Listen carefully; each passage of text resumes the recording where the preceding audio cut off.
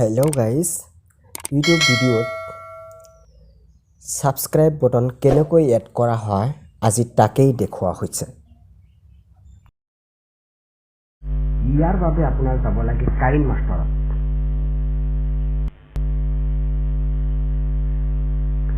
কাইন মাষ্টাৰত গৈ আপোনাৰ প্ৰজেক্ট সিলেক্ট কৰি ল'ব লাগে। তাৰ পিছত আপুনি যি ভিডিঅ'টোত সাবস্ক্ৰাইব বটন এড কৰিব বিচাৰে সেই ভিডিঅ'টো সিলেকশ্যন কৰি ল'ব পাৰে। এই ভিডিঅ'টো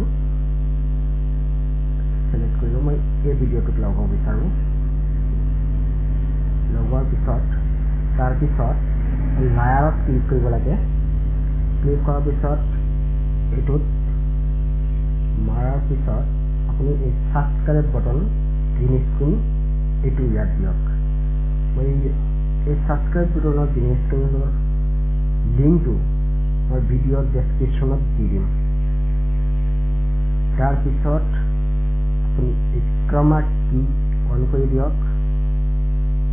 অন কৰাৰ পিছত ডান কৰি দিয়ক। এতিয়া হৈ গ'ল।